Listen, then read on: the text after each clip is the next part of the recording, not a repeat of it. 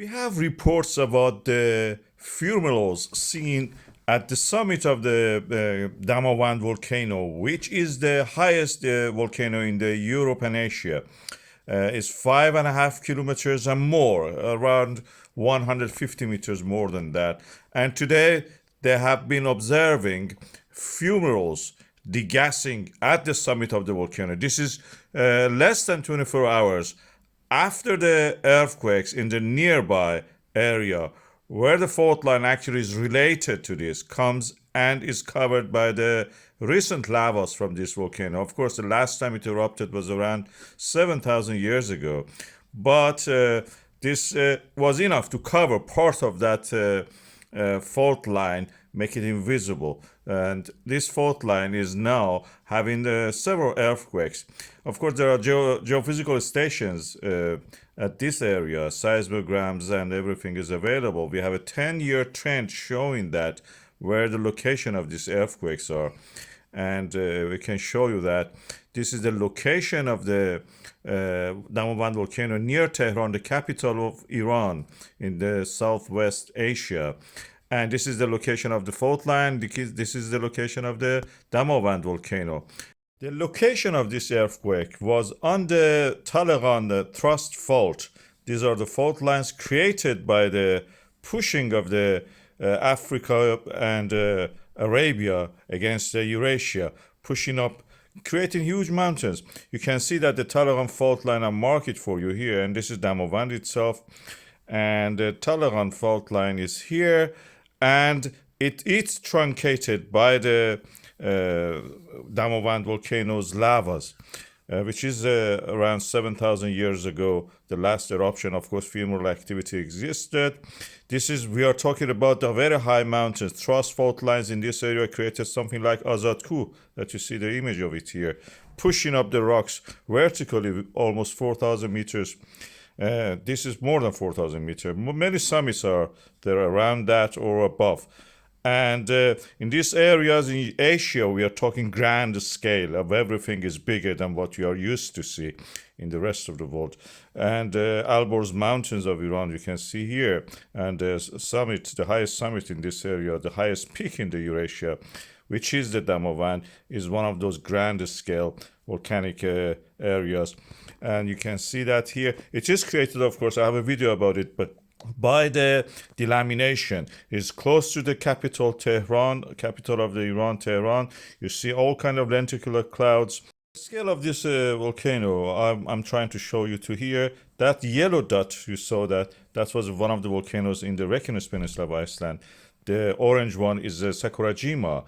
And what you see as a volcanic cone here is Shisholdin, and Damavand, who is well above them, almost twice the size of Shisholdin. If you put Damavand in the Reinis Peninsula of Iceland, this will take this amount of the land. The eruption style of it will be very similar to the Klyuchevskaya that we have in the Kamchatka Peninsula. I have a video about this volcano. I will put it at the end here. You can watch that also. Today I'm going to talk about the tallest Eurasian volcano. It's called Mount Damavand, and it is in a place that you don't think even about it. That's in Iran. Iranian plateau is part of the southwestern parts of the Eurasian plate. As you can see here, is being pushed by the African plate and part of it, which is the Arabian plate, toward the north, creating this huge mountain range of Zagros and Alborz. Zagros is created practically because the Arabian plate is tilted, and this tilt has caused this folding of the earth crust, which is in the Zagros region. And the same process has caused the oil migrate upward toward the Arabian plate. Some of it, which is in Iran, is trapped there because it was on the higher ground previously trapped. This tall volcano, which is in the Iran, in the northern part of Iran, close to the Caspian Sea, is 5,671 meters. In Eurasia, we don't have any volcano higher than this, which is also active. I will explain that how it is active. The landscape of it is a landscape of contrast. As you can see here, this volcano is rising above all the hills and mountains around it, which are usually 3,000 to 4,000 meters high. And this is standing 1.5 kilometers above all of that. The country itself is a country of the, different things at the same time. You can go to the north and have a ski in a ski resort. And then at the same time, you can buy a ticket, go to the south of the country on the Indian Ocean coast, be beside the coconut trees, or even get a banana from a tree and just eat. That's where this volcano is located. As you can see, this volcano has a summit which has a crater lake on it. The crater lake is visited annually by a lot of tourists. It has been ascended centuries ago by many of the locals. They used to mine sulfur from that region. But even before that, there was an older volcano on top of it, which we call Old Damavand.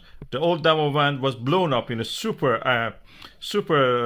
explosive event, which actually blew the top of the Old Damavand and created the young Damavand later, which is what you see here. The Old Damavand, you can see it even in a simple picture like that.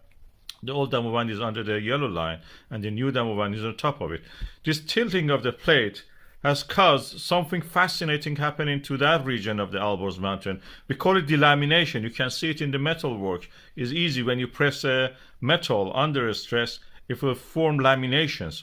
The laminations happen also in the earth crust. When the Eurasian plate is pushed by the Arabian plate, this lamination happened in the region of the Alborz Mountains, where practically the mountain doesn't have a root. So practically rising of the mantle under this created partial melting and creating this volcano.